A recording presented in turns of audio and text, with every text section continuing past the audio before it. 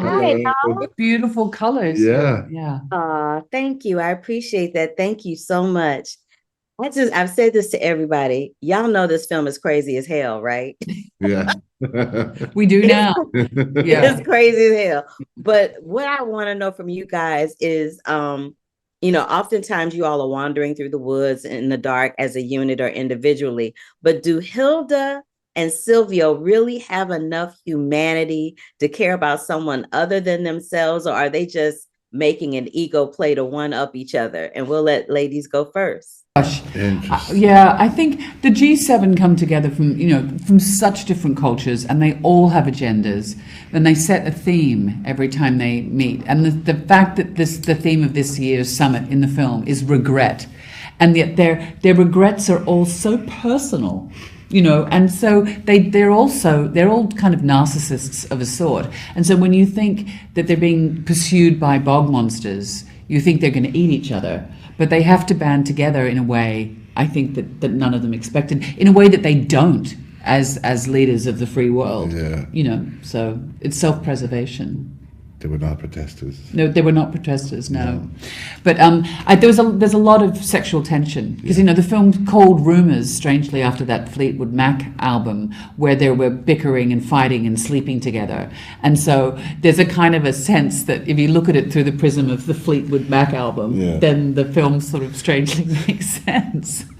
Oh, that's good intel. Denis, do you have anything to add to what Kate said? Not really.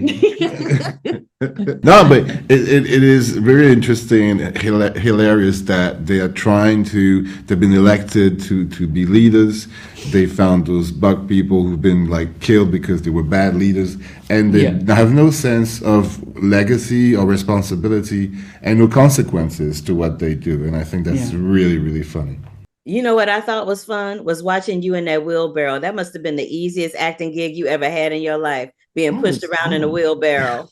It was one of them. It was harder for the people pushing me around, I must say. But it was in your contract. It wasn't like It wasn't in the script, and then you said, "I must be wheeled around in a wheelbarrow. I'm not walking around in the dark." And they built so many other devices for me to be carried, and I had like a buddy double that we called Floppy. Yeah.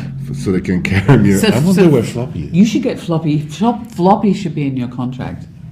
Yes, so sometimes we'd be all acting with Floppy, and sometimes we'd be working with Denis. And they will say like Floppy's better actor than you. That is hilarious. I love that you had a body double that has a nickname called Fluffy. That is pure comedy.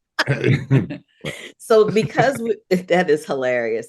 So because there's a little bit of a hint of AI being talked about and being dealt with in this film, and because we are living that reality in real life in the industry, I'd love to know as actors what your thoughts are about AI, because we've seen cashiers get eliminated from parking garages and stores and whatnot. Do you think that replacing actors with AI, especially since actors like James Earl Jones, the late James Earl Jones, allowed his voice to be used, gave his permission for his voice to be used, after he's gone for the Star Wars franchise. For that, right. I think that's great to keep that franchise living, but yes. I just wanted to know what you all's ideology on it was. But it's interesting, the James Earl Jones example, the actor is in control of the use.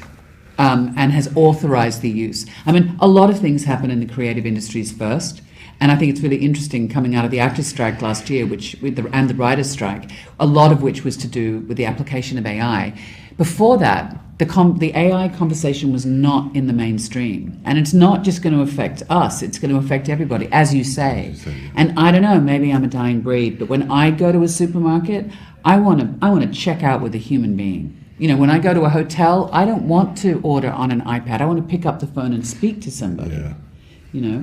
And so it's a complicated issue that I don't think we're talking about enough. And I don't think corporations should be deciding that. I think government should. I think people should vote on this. Mm-hmm. It's like patenting the human genome. I mean, that shouldn't happen with a corporation because, it affects every single human being on the planet.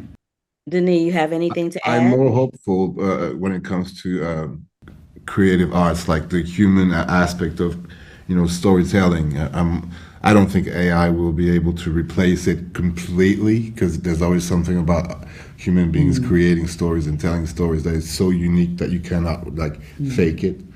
But for the rest of like the society, it's terrible. And you're right. And the voice will go first. Yeah. You know, like I was doing ADR for a film the other day, and the director they normally get someone in the editing suite to put a line in if they want to change a line. And so it's very clearly not your voice. And he said, "Do you want to hear what the AI did?" And I said, "Yeah." And he played it. And I said, "Which line was it?"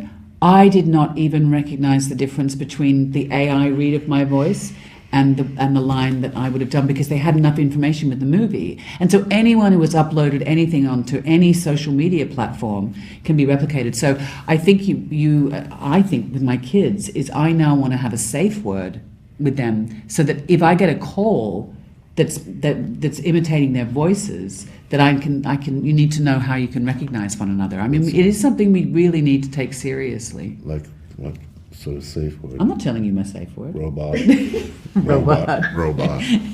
need to know that safe word too. But anyway, that's my time. Y'all were delightful. Thank you so much for sharing your thoughts on the questions that I asked and for giving me your time today. It is so much appreciated. And congratulations on the film. Thank you. Glad you enjoyed it. Thank you. You're welcome. Bye. Bye-bye. Bye.